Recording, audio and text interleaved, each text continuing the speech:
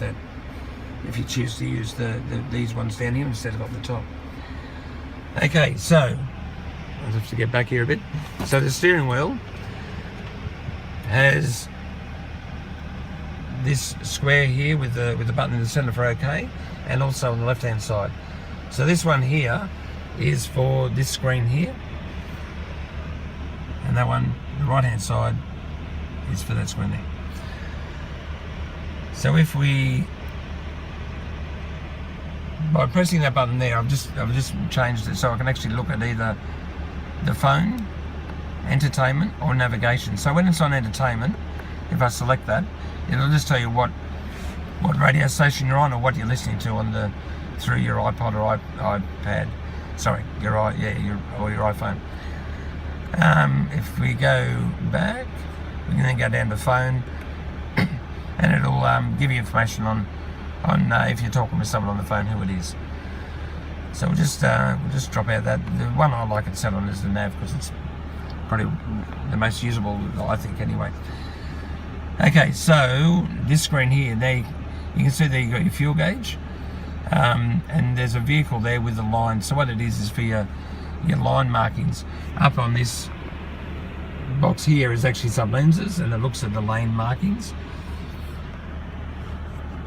So it identifies if you're starting to veer off your lane. Now you can turn that off or on by using this button. If I just push that, you'll see those lines will go away.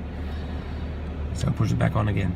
So when it detects a lane, pretty much when you're going straight, both sides will be green. And if you start to veer off your lane, the car will gently pull you back in again. So there are settings to make it a bit more sensitive, but I'll run through that with you. So at the moment it's showing the distance to empty. So if I scroll up here, you can see it changes it to the speedometer. Or if I scroll down again, it then gives you the tachometer. And if I do that again, it also gives you the temperature. So you've got your temperature gauge, fuel gauge, and your lane markings, and your tacho. That generally is how I usually have them set for me when I'm driving the car, but you can personalise that to suit yourself. So down here you have your cruise control, and that there is the speed limiter. So I'll go into that in a moment. But if we just press if I just press that button there, you'll see up on the dash it changes, and it comes up with those couple of lines in front of the vehicle. If I can just get in a bit closer. So if I just go to this area here, you've got the lines going in and out, sorry, the arrows. If I press that one down the bottom there, it actually moves the vehicle further back. So what that is, that's your predictive cruise control.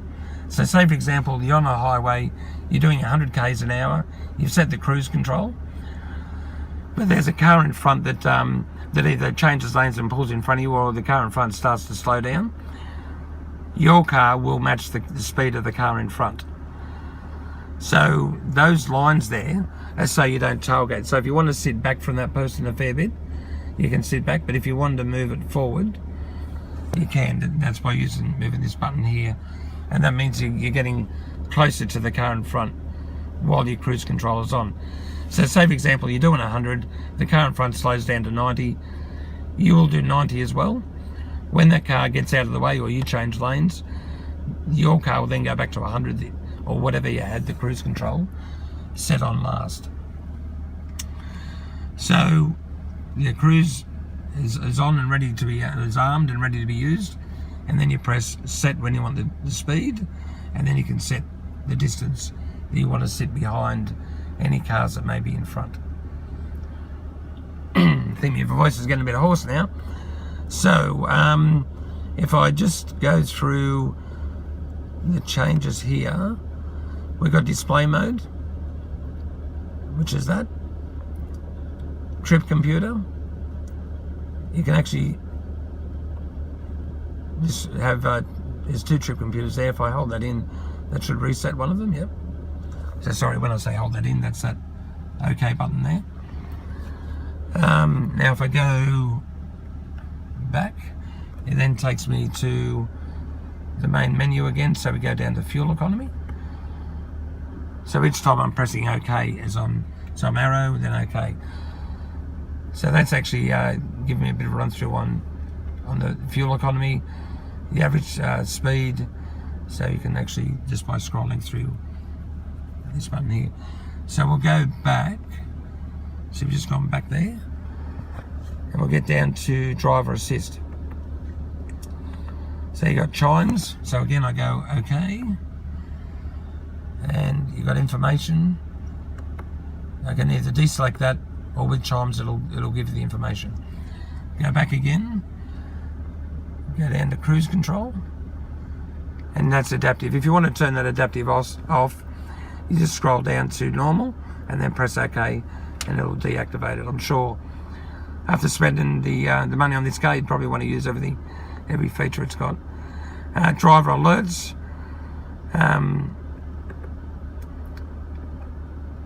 That actually just tells you about if you wanted to have a break, although I can't get it. I think I'm out of my depth there. I'm not sure what that one is. I think that is about driving until you have a break. Like so after 2 hours it'll warn you. And then you've got the driver alerts, which you can deactivate there. Lane keeping. So the intensity, you can have it on normal, high or low. I might just leave it on normal, and you can set that. So that means that if it's on normal, it'll pull you in gently back into the center of the lane if you do start to veer off. If we go up to so I'm just using these again. If we go up to the mode, you got alert and aid, or just alert. So if you want, you can select that. It won't pull you back in the line, but it'll actually just give you a warning to let you know you're veering off course. I will put it back down to that. You can actually choose what you suit there as well. Okay, pre-collision. So if you're approaching a vehicle rather quickly, this on your dash is a red light, and it's like a head-up display. So that red light there will shine up here on the screen, so you'll be able to visually see it. And yeah, just gives you that audible as well as visual warning that you're about to approach another car quite quickly. So you can actually set there how sensitive you want that to be. So you can have on low, normal or high, but again you can change that to suit yourself. Let's see what else we've got here. Tyre monitor. Okay, so at the moment there are sensors in each 4 wheels. So if one of your tyres start to go down, then it'll alert the car and it'll let you know. So at the moment the tyre pressures are all set, but if one of them starts to go down, then you'll be alerted, so you'll be able to stop before you do any damage to the tyre, and hopefully get it repaired quite quickly. Just going back again. Sorry, I should have that. There you go, tyre mode and trailer control. So that just helps you with your if you're towing a trailer, you've got sway control on the vehicle as well to help pull the trailer in line if it starts to get out of control. Okay, so I'm just not sure what I can show you here next. So we'll just go back to display mode. I think we've pretty much covered everything there.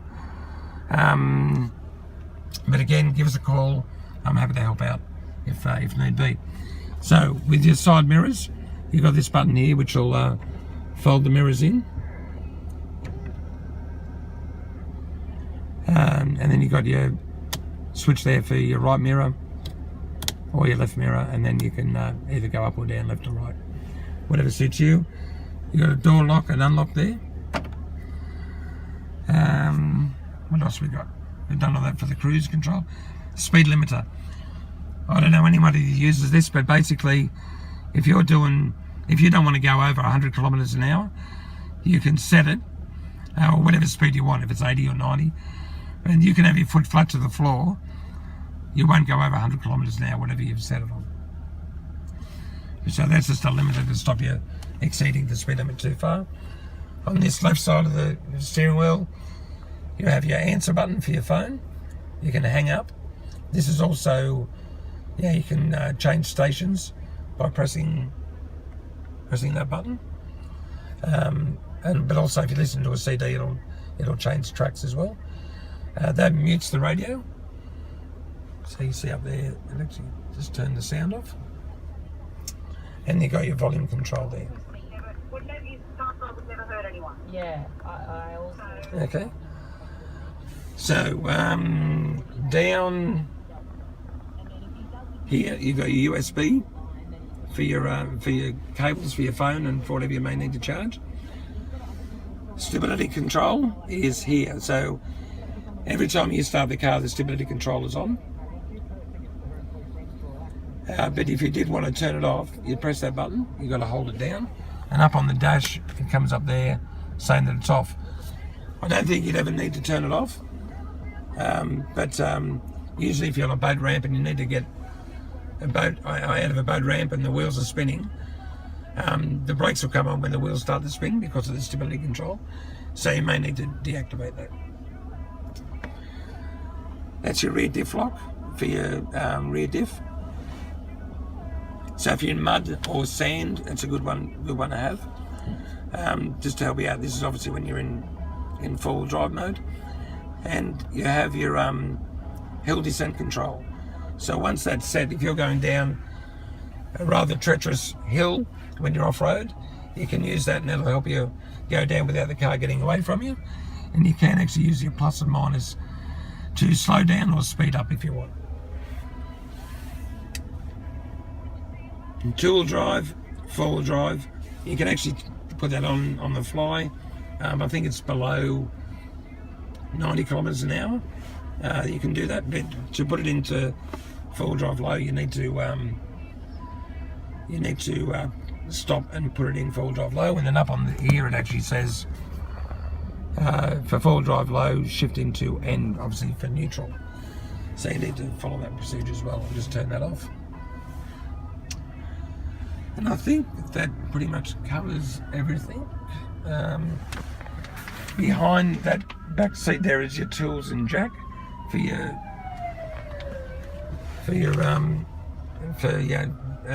changing the spare tyre. I'll just turn the car off. Let it go out. How you going, Ronnie? Okay, so there is a rod that goes in through this section here, just above your number plate, and that will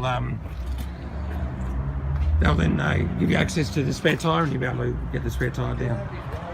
So there's Michael, he's waiting to go.